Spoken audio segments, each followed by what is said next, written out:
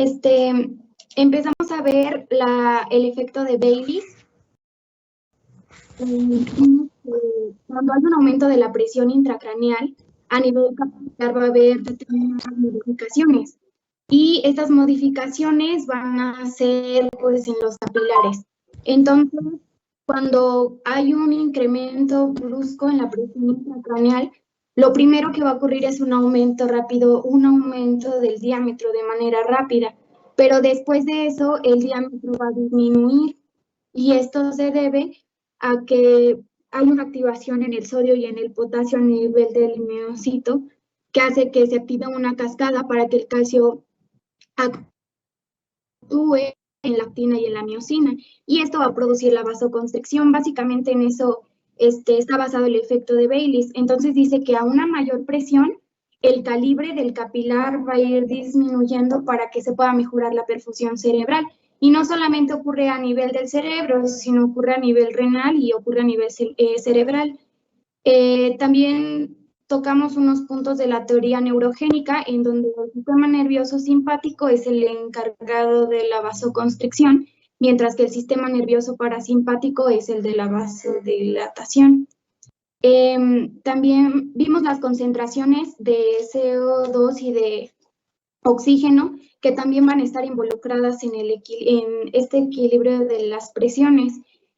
Vimos en PCO2 que cuando hay una disminución de la presión de dióxido de carbono, el flujo sanguíneo cerebral va a disminuir, mientras que el aumento del CO2 va a condicionar a que el flujo cerebral aumente, y esto va a condicionar. Entonces, a pesar de que podemos pensar que el CO2 aumentado aumenta el flujo cerebral, pues no tenemos que o sea, tiene que estar siempre en equilibrio y no sobrepasar los límites porque puede originar de todos modos edema vasogénico. Y en la presión de oxígeno, pues lo ideal es que tengamos de 90 a 100 milímetros de mercurio para que se pueda mantener el flujo sanguíneo cerebral.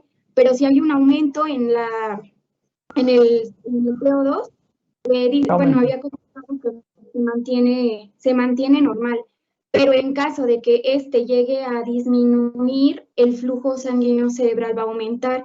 Pero cuando vimos los tipos de edema, vimos que cuando hay una disminución del oxígeno, va a tener una serie de consecuencias que al final de cuentas va a dar un edema citotóxico.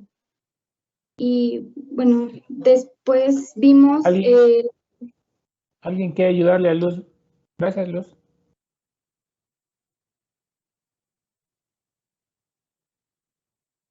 ¿Alguien quiere ayudarle a Luz?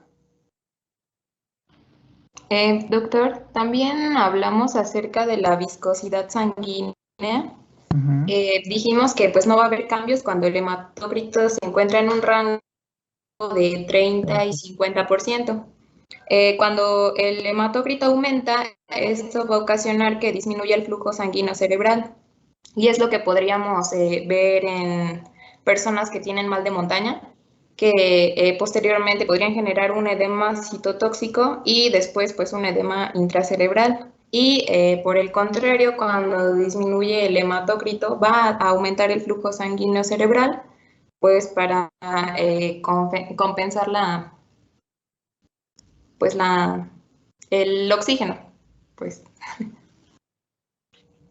También vimos que cuando aumenta la presión arterial media, el flujo sanguíneo cerebral se va a mantener estable. Cuando aumenta la presión intracraneal, el flujo sanguíneo disminuye. Cuando aumenta la presión venosa central, también va a disminuir el flujo sanguíneo cerebral, pero cuando aumenta el gasto cardíaco, el flujo se mantiene igual. ¿Alguien me quiere hablar acerca de las imágenes del capilar cerebral y que me los asocian con lo que es el edema vasogénico y el edema citotóxico?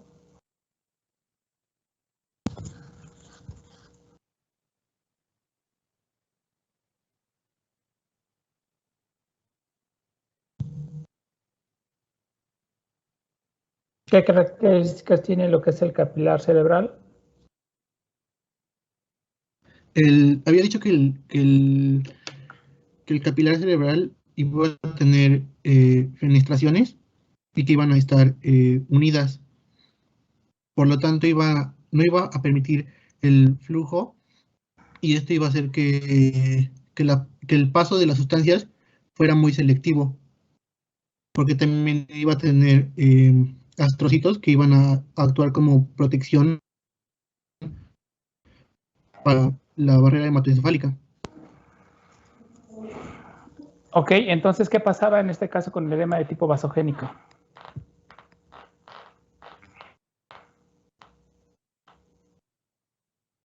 En este caso, debido al edema que ya se mencionó, había filtración a través de estas fenestraciones que mencionaba mi compañero, se llegaban a romper y el líquido empezaba a pasar a través de ¿Permitían entonces el paso de componentes sanguíneos al tejido cerebral, donde normalmente no debe de existir? ¿Y en el citotóxico qué pasa? En el citotóxico, debido al edema, las células se encontraban, ¿cómo decirlo?, hinchadas, por así decirlo, y dificultaban el paso de líquido a través de los capilares. ¿Alguien quiere complementar esa parte que dijo su compañero? ¿Qué pasaba con el edema citotóxico? ¿Qué se alteran? Bueno, bueno. Adelante. ¿Quién?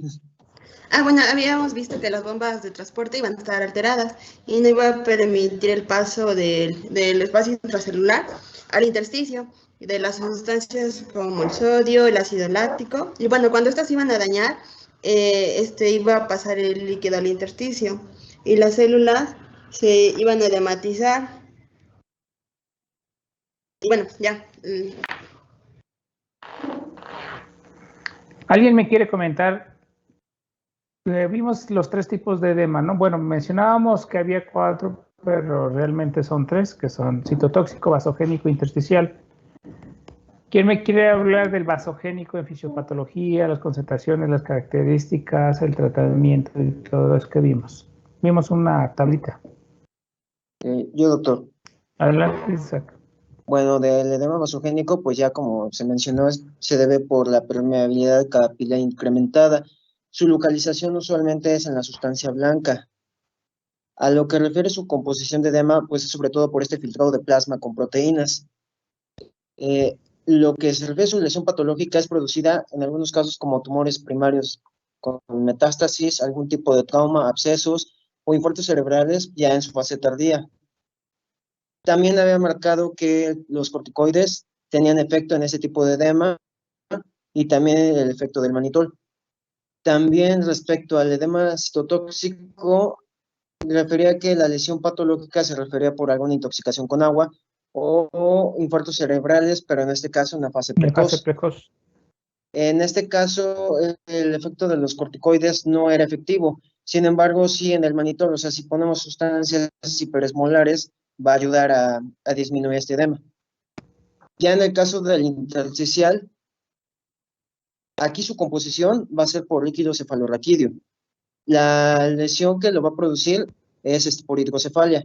Los corticoides no refieren que fuesen efectivos. En el manitol, pues podría ser cuestionable. Y debido a que la anhidrasa carbónica provocaba este aumento de líquido cefalorraquídeo, se podría administrar acetaminofeno.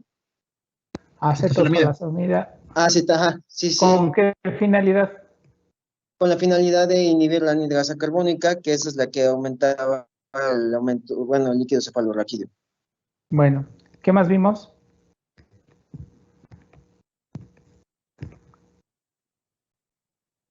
Bueno, entonces, también vimos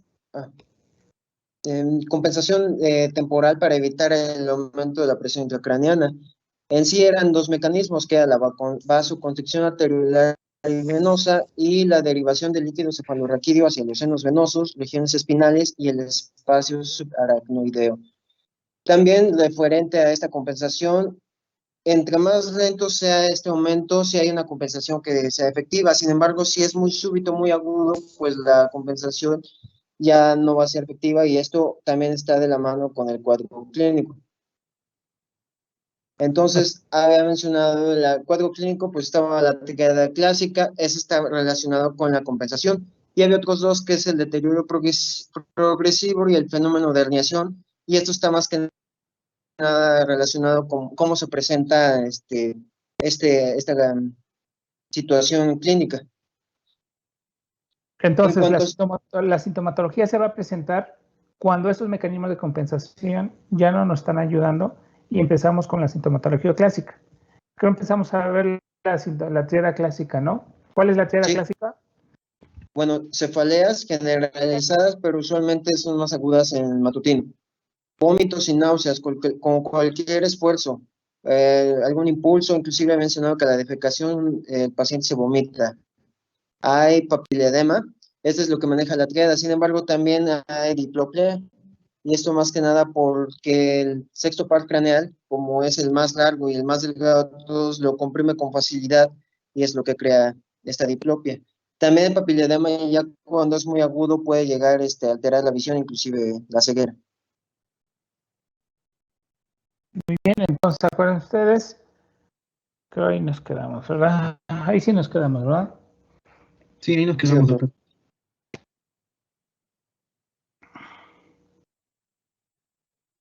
Entonces, cuando tenemos lo que es el fondo de ojo, muchas de las veces en el servicio de urgencias, pues llegan a tener lo que es el oftalmoscopio, pero bueno, muchas de las veces pedimos la valoración por parte del servicio de oftalmología, y pues bueno, ellos normalmente les van a aplicar lo que son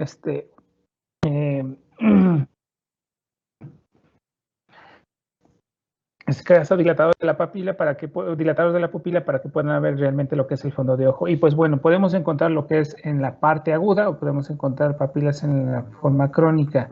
En la aguda es característico las hemorragias en flama que se encuentran alrededor de lo que es la papila, y en la parte crónica vamos a encontrar imágenes algodonosas con pérdida de lo que es los bordes nítidos, con excavación del mismo o incluso con atrofia ya directamente. En este tipo de pacientes, ¿se acuerdan ustedes que en los crónicos vamos a encontrar la capimetría completamente afectada? Podemos llegar a tener un poco de lo que es la persistencia de lo que es la visión central o binocular, y pues bueno, va a depender mucho en este caso de la etapa clínica que nosotros los llegamos a encontrar. Aquí se dan cuenta, tenemos un paciente, una masa de gran tamaño en el lóbulo frontoparietal, en la cual me está generando desplazamiento del resto del tejido, muy seguramente mecanismos de herniación. Y pues bueno, este tipo de paciente, pues tenemos lo que es los bordes de la papila perdidos con excavación del mismo, y pues bueno, estamos ante una papila con de forma crónica secundaria un cráneo hipertensivo. La parálisis del sexto par, bueno, la diplopia normalmente se da por la parálisis del sexto par craneal, en la cual normalmente tenemos afectado el lado afectado, bueno, en este caso el nervio afectado, desviándome lo que es el ojo hacia la parte nasal, y pues bueno, nosotros tenemos que desviar la cabeza hacia el lado contralateral para tratar de lo que es enfocar los objetos, y siempre vamos a andar de esta forma. Ya saben ustedes que por qué es el sexto par craneal, porque es el nervio más largo y más delgado que llegamos a tener. Aparecen en la presencia de otros síntomas, como son los acufenos, algunos trastornos mentales, la presencia de cambios de personalidad, sobre todo si encontramos tumoraciones a nivel de lo que es el lóbulo frontal o a nivel de lo que es el lóbulo temporal. La disminución de la agudeza visual, obviamente ya saben ustedes, en este caso porque se ve comprometido la campimetría, persistiendo lo que es la visión de tipo central o binocular. Podemos con hipertensión arterial, bradicardia y patrón respiratorio alterado, y que bueno, cuando los pacientes llegan a tener sintomatología de hipertensión, bradicardia y alteración del patrón respiratorio, estamos ante una cosa que se llama triada o reflejo de Cushing, que le podemos encontrar. Ojo, en pacientes que tienen hipertensión arterial sistémica de larga evolución. En aquel paciente que no tenía hipertensión y que tuvo un traumatismo craneoencefálico, que tiene bradicardia, que tiene alteración del patrón respiratorio, entonces la catalogamos en este caso como triada o reflejo de Cushing. Siempre hay que preguntar ese antecedente. Aunque la mayor parte de los pacientes que tienen traumatismo craneoencefálico, pues normalmente van solitarios, van en un automóvil, sufrieron un asalto, sufrieron algún accidente y pues muchas de las veces no sabemos, pero en aquel paciente que ni tiene hipertensión, que tiene bradicardia y alteración del patrón respiratorio, hay que pensar en un paciente que tiene el reflejo de Cushing y que obviamente me está indicando que mi paciente se está herniando o tiene una hipertensión intercerebral severa o más de 40. El deterioro nuestro caudal, pues obviamente son la disminución, se ve reflejado por la disminución del flujo sanguíneo, la disminución de la perfusión tisular y pues obviamente me está indicando que mi paciente está con hipoxia cerebral y pues podemos encontrar alteraciones de lo que es alguna lesión focal hacia algún nervio paracraneal. Podemos encontrar la escala de Coma-Glasgow baja, obviamente con su respuesta ocular, verbal y motora. Algún tipo de desorientación temporoespacial, bradipsiquia, que mi paciente no me responde de manera adecuada, pues esto me está indicando obviamente que mi presión de perfusión cerebral y mi flujo sanguíneo están bajo y que mi paciente datos de lo que es edema de tipo citotóxico. Los mecanismos de herniación siempre se van a presentar ante eventos agudos, ante la presencia de un hematoma o ante la presencia de masas que ocupan a nivel central que me están generando y desplazando el tejido a través en este caso del tentorio o a través de lo que es la hoz del cerebro que me están desplazando el tejido hacia el lado contralateral y obviamente al desplazarme el tejido cerebral del lado contralateral me están generando alteraciones de posición de postura, algunas alteraciones de la papila, ya sea que sean mióticas o midriáticas, postura de decorticación o de descerebración, la tríada clásica de Cushing, que ya saben ustedes que es hipertensión, bradicardia y alteración del patrón respiratorio. Y pues bueno, vamos a mencionar la primera, la herniación del uncus. Acuérdense ustedes que la herniación del cíngulo, en este caso la encontramos, es parte de lo que es el lóbulo frontal, en la cual me está secundario a hematomas, hemorragias o masas a nivel parietal que me desplaza el cíngulo hacia el lado contralateral, generándome compresión en este sitio, que me va a generar en este caso compresión a nivel de lo que es el cuerpo calloso, compresión de lo que es el sistema ventricular y pues algunas veces también aquí pasa la arteria cerebral anterior y pues también me puede generar compresión de la misma y esto me puede repercutir alteraciones sobre todo a nivel de lo que es el lóbulo frontal. Algún síntoma característico no tenemos, pero por tomografía vemos la imagen y la compresión y la desviación que llegamos a tener y pues estamos ante un mecanismo de herniación del cíngulo. La más frecuente, la más dramática que llegamos a tener nosotros es la herniación del uncus, ¿sí? Este tipo de herniaciones es precisamente porque el lóbulo temporal, aquí encontramos el uncus, genera desplazamiento a través de lo que es el tectón y pues obviamente me va a generar compresión, en este caso de la vía piramidal, me va a generar alteraciones de la personalidad y me va a generar hemiplegia contralateral. Y pues bueno, en este caso es muy importante la midriasis ipsilateral. Es secundario a un hematoma epidural, se presenta de manera rápida en aquellos pacientes que llegan al servicio de urgencias cuando tienen una escala de Coma-Glasgow de 14, de 15, a las 2 horas ustedes le hacen una evaluación de la escala de Coma-Glasgow y tiene un paciente, una escala de Coma-Glasgow menor de 10, menor de 8, con midriasis ipsilateral, con alteraciones de lo que es de la conciencia y con hemiplegia contralateral, estamos ante una herniación uncal, aunque también podemos llegar a tener la herniación del uncus, pero con compresión de lo que es la muesca de Kernockan, que es la compresión en este sitio, y cuando tenemos compresión en este sitio vamos a encontrar lo que es la hemiplegia ipsilateral, ya que saben ustedes por la decusación de la vía piramidal. Puede llegar a tener compromiso de la arteria cerebral posterior y pues bueno, me puede repercutir un poco lo que es en este caso la irrigación de lo que es la fosa posterior. Este tipo de herniaciones tenemos que someterlos rápido, lo que es al servicio, mandar una interconsulta al neurocirujano o enviarlas lo que es a un estudio tomográfico de resonancia para confirmar el diagnóstico y someterlos de manera urgente, ya que este tipo de herniaciones me pueden generar repercusiones o lesiones neurológicas secundarias. Aquí tenemos un paciente con una midriasis. Ahora, podemos llegar a tener herniaciones de tipo transtectorial de tipo central. ¿Cuándo sucede este? Pues obviamente cuando tengo una masa o una tumoración o un hematoma o una hemorragia a nivel de lo que es la región supratectorial, desplazándome parte de lo que es la sustancia oblongada. En este sitio vamos a encontrar lo que es el desplazamiento de lo que es el tálamo, el mesencéfalo, a través de este espacio que es el tectum. ¿Y cuál es la imagen, cuál es la presentación clínica de este tipo de pacientes? La miosis de forma bilateral, alteraciones del patrón respiratorio, y normalmente los pacientes tienen la mirada hacia abajo, no pueden mirar hacia arriba, y cuando nosotros tenemos el antecedente de traumatismo craneoencefálico y la presencia de esta presentación clínica de miosis bilateral y alteración del patrón respiratorio, hay que pensar en este tipo de herniación, ¿ok?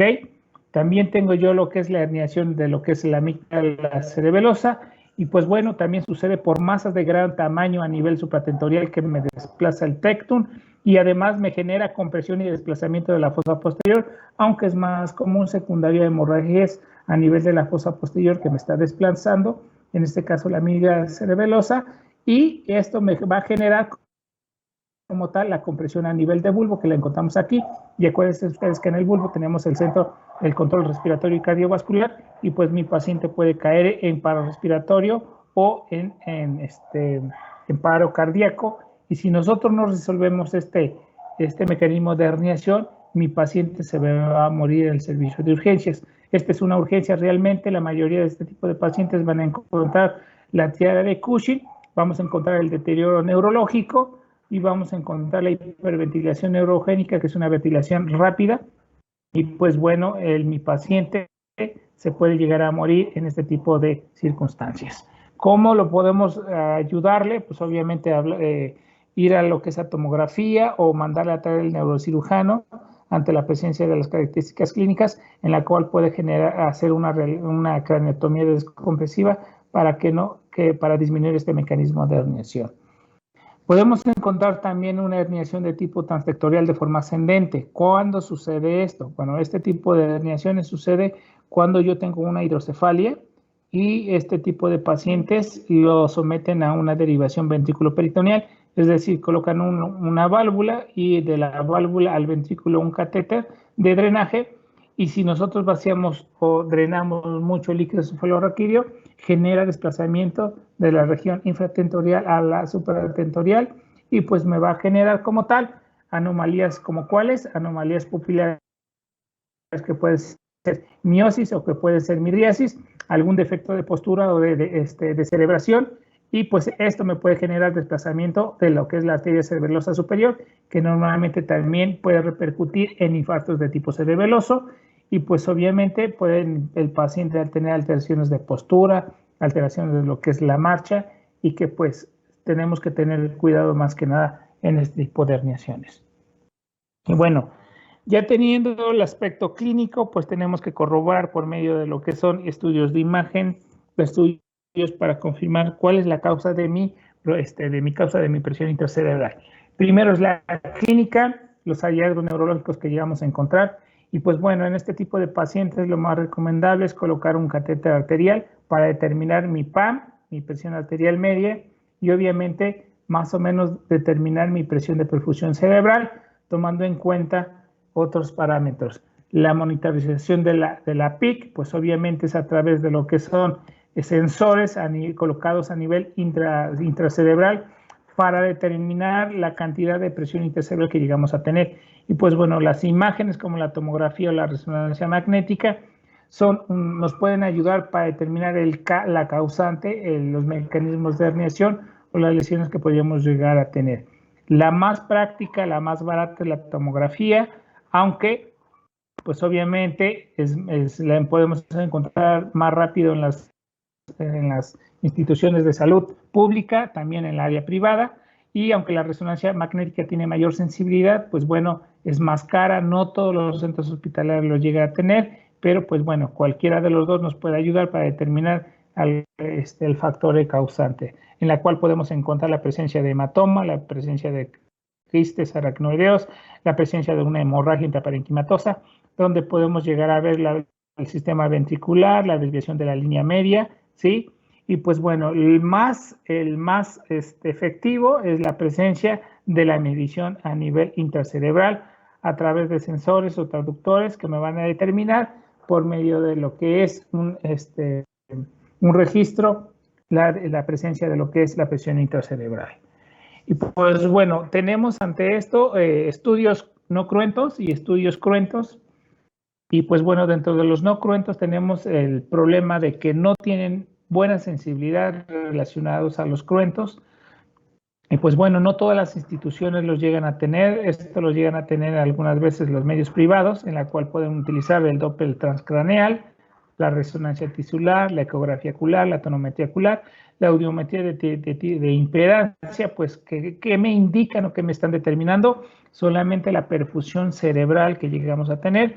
En este tipo de estudios, pues obviamente van a determinar una presión de perfusión cerebral baja, que no es tan específica como en aquellos sensores que colocamos a través de un procedimiento quirúrgico donde hacemos una incisión, un trépano y colocamos un sensor a nivel intraventricular, intraparenquimatosa, subdural, epidural, y pues bueno, estos me van a determinar exactamente la presión intracerebral.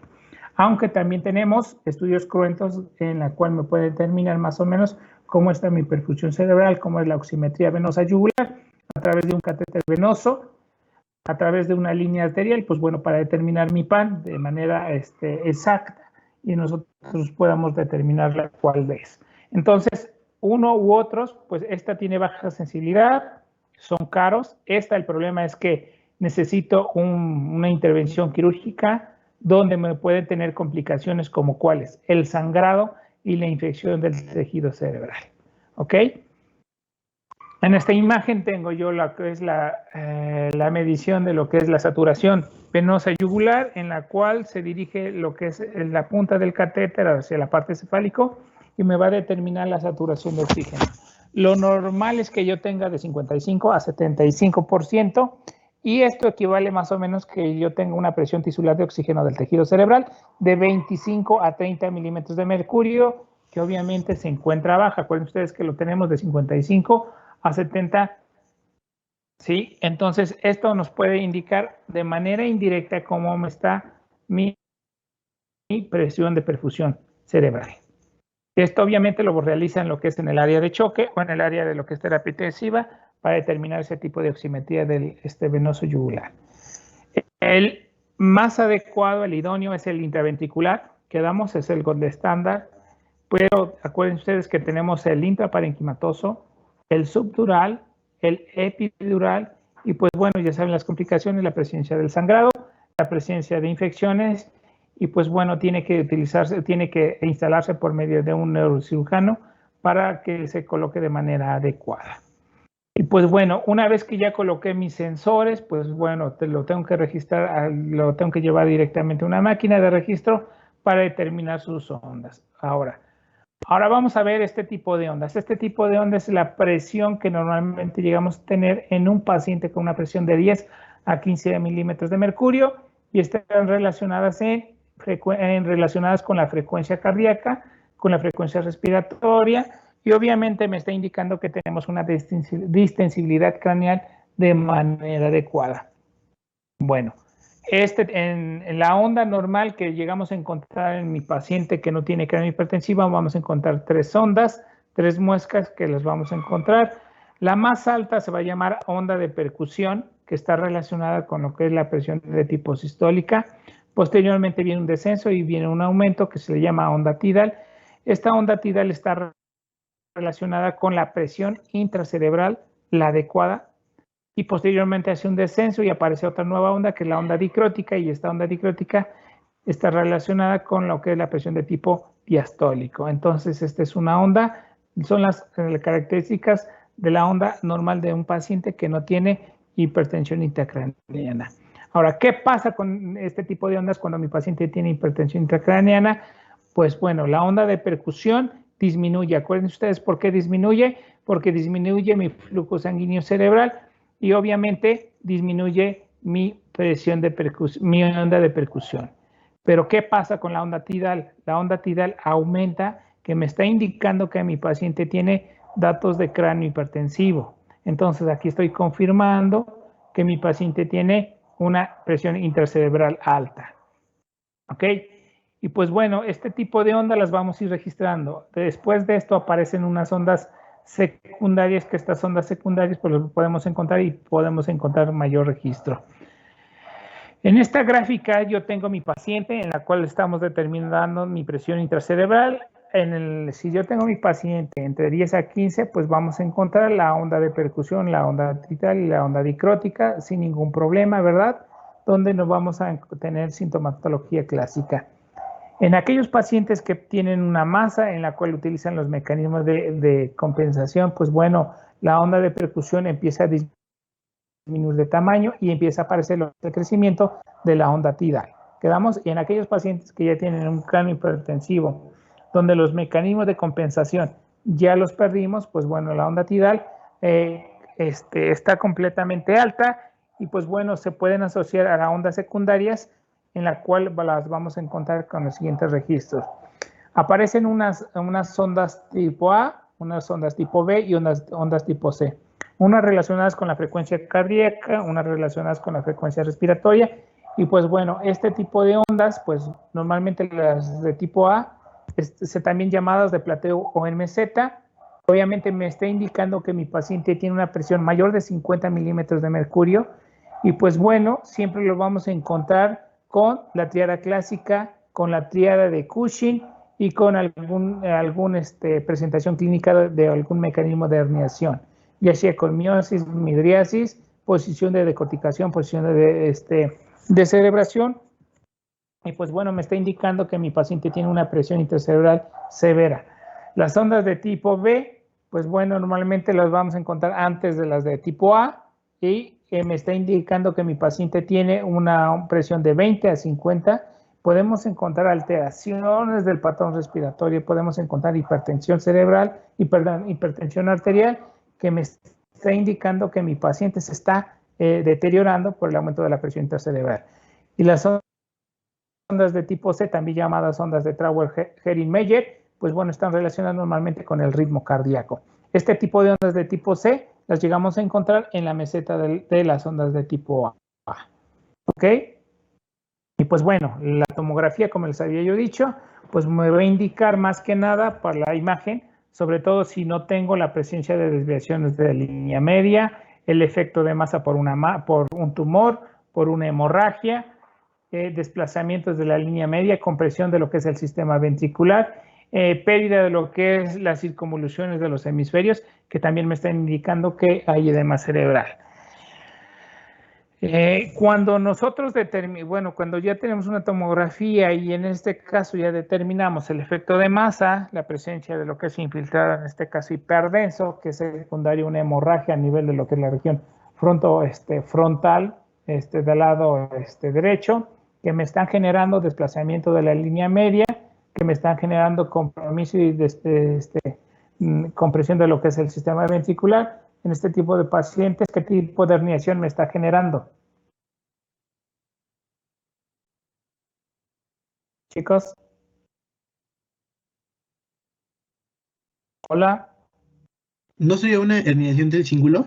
Así es. Me está generando la compresión del sistema ventricular y desviación de la línea media. Y pues bueno, al secundario o un hematoma y un hematoma del lado derecho. Podemos encontrar en este caso también compresión completamente del sistema ventricular, la pérdida de las circunvoluciones sin la presencia de alguna masa. Y pues bueno, estas imágenes las encontramos en pacientes con insuficiencia renal, insuficiencia hepática, pacientes con mixedema severo, en pacientes con descontrol hipotiroideo, que me está indicando que tengo un edema cerebral de forma importante.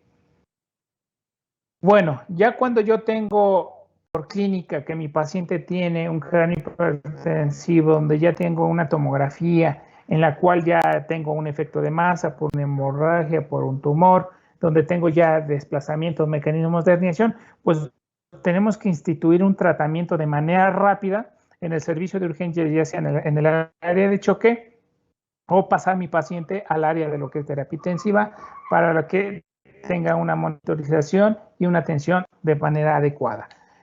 El tratamiento que nosotros vamos a dar, obviamente, va a consistir en evitar lesiones neurológicas secundarias.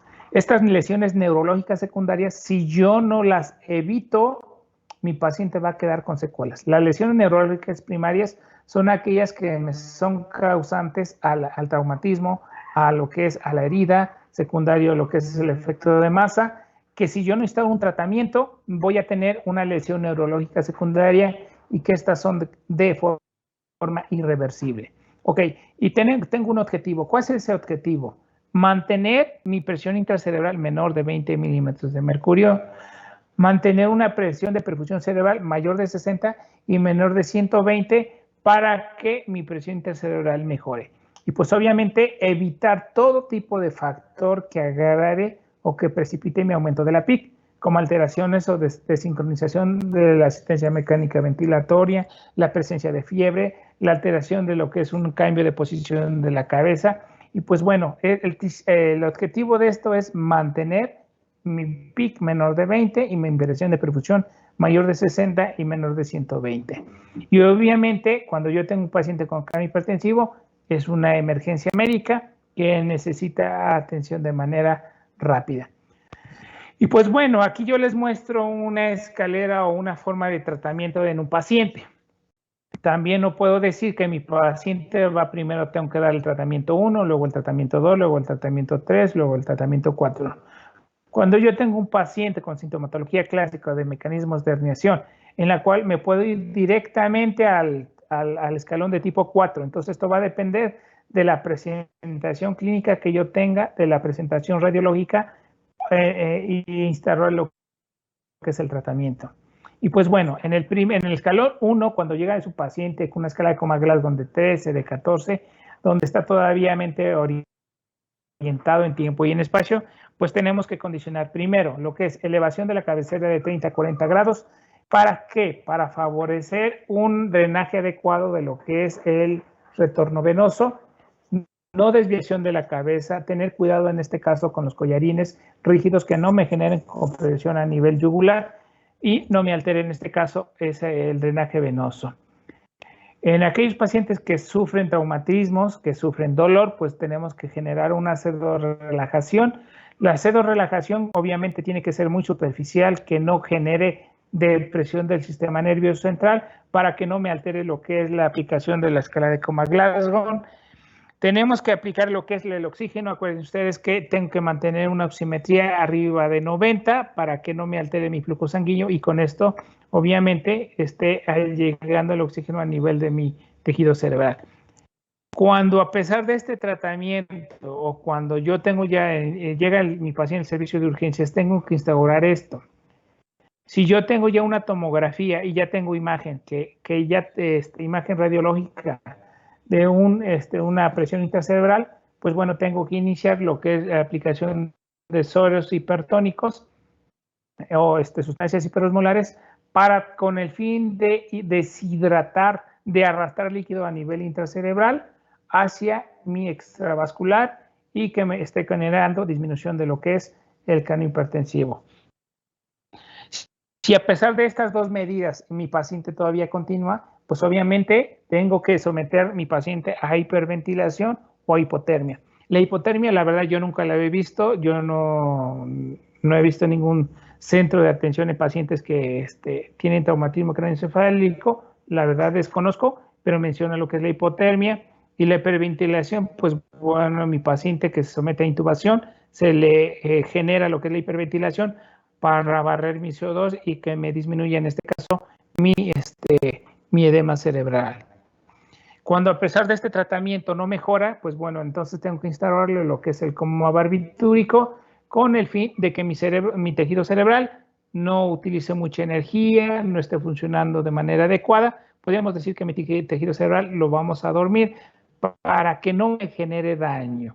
Y si a pesar de este tratamiento se instaura, no hay mejoría, mi paciente está con datos de una herniación amigdalina, pues entonces lo último recurso que llegamos a tener va a ser una craneotomía descompresiva, pues obviamente existe riesgo de herniación hacia la parte externa, riesgo de infección, riesgo de hemorragia, pero es el último recurso que se utiliza para lo que es el manejo del paciente con cardio hipertensiva. Pues bueno, el retorno venoso, ya saben ustedes que tiene que ser una posición central y adecuada de la cabeza, elevación de 30 a 40 grados con respaldo en la cabecera de manera que no esté quejando, y con el fin de que tengamos un retorno venoso de manera adecuada. En la oxigenación, en la cual se puede utilizar lo que son puntas nasales, pero el mejor va a ser una mascarilla reservorio para que tenga una mejor concentración de oxígeno. Y pues bueno, en este caso vamos a evitar la hipoxia, vamos a evitar la hipercapnia. Y si mi paciente a pesar de esto no mejora, pues acuérdense ustedes que puedo generar una hiperventilación, pero la hiperventilación solamente lo voy a hacer con lo que es un aparato de ventilación mecánica. La sedorelajación, obviamente, es con el fin de evitar un aumento de mi actividad cerebral, con el fin de disminuir mi metabolismo cerebral y pues obviamente también que este tipo de analgésicos y sedantes tengan una vida media corta, que no tengan un efecto depresor para que no me altere lo que es la valoración de la escala de Coma-Glasgow. Y pues bueno, porque pues cuestiones de tiempo, hasta aquí nos vamos a ver y continuamos hasta el día de mañana. ¿Alguna pregunta que tengan, chicos? Yo, doctor. Adelante. ¿Qué tiempo tengo que esperar en un escalón para ver si lo dejo ahí esperando a que el paciente responda o paso al siguiente? Ok, tu paciente tiene una escala de Coma-Glasgow de 13-14. A las 2 horas tiene tu paciente una escala de Coma-Glasgow de 14. ¿Tú le vas a instaurar un tratamiento? Obviamente va por la clínica, ¿no? Pero, por ejemplo, si tu paciente llega con una escala de Coma-Glasgow de 13, a las 30 minutos tu paciente tiene una escala de Coma-Glasgow de 10, ¿qué crees que está pasando con esa cabecita? ¿Qué te está indicando? Que hay un deterioro neurológico. Y ese deterioro neurológico, muy seguramente, pues por un traumatismo, por un hematoma, una hemorragia, ¿no? Entonces, este tipo de paciente tienes que llevarlo a la sala de urgencia, perdón, a la sala de radiología para hacerle una tomografía o una resonancia magnética y determinar cómo está ese paciente. Si tú tienes ya la imagen que tiene un hematoma, en este caso de tipo epidural, ¿ok? Entonces, le hablas al neurocirujano, que le atiendan, que le haga un trépano, que le den ese hematoma y tan todos felices. Pero si tú ese paciente lo tienes con una escala de Coma-Glasgow de 13 a la media hora de 8 y no instalamos un tratamiento, obviamente va a haber una lesión neurológica secundaria que muy seguramente va a culminar con la muerte. Ok, entonces va a depender mucho de las valoraciones y la escala de Coma-Glasgow que la vamos a ver en la siguiente clase. Gracias, doctor. ¿Alguna otra pregunta? Doctor, Sí. en cuanto a los trastornos, bueno, había dicho que de los síntomas que se podían presentar trastornos mentales, pero ¿cuáles son los trastornos? Irritabilidad o cambios de personalidad.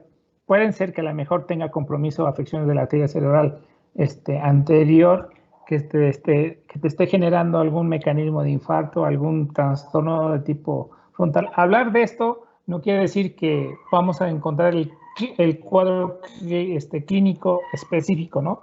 De alguna personalidad. Podemos encontrar alucinaciones, podemos encontrar irritabilidad, podemos encontrar agitación. Entonces, los pacientes te está indicando que tu paciente tiene algo en la cabecita y que te está diciendo que tienes que atenderlo de manera rápida, ¿no? O sea, no como tal algún trastorno tan específico, pero los pacientes tienen cambios de personalidad.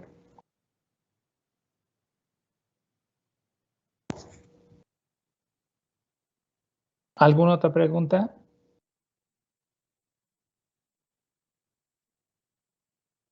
Y, por ejemplo, alguno de los síntomas o del cuadro clínico que vimos va a ser diferente en pediátricos. Sí, realmente en pediátricos pues, se van a encontrar ustedes que el paciente está con irritabilidad, que el paciente está con vómito, que el paciente tiene pérdida de lo que es alguna movilidad, de alguna extremidad, ya sea en posición de flexión, de posición de decodificación, o que el paciente, pues bueno, caiga en paro cardiorrespiratorio, ¿no? Entonces, en este caso, los niños normalmente se van a quejar de dolor de cabeza, irritación, vómito, que pues bueno, si el paciente se cayó de las escaleras y empieza con esa sintomatología, o que a lo mejor fue el niño y el paciente empieza con alteraciones de la marcha, que te está indicando que pues, obviamente tiene datos de cardio hipertensivo, ¿no?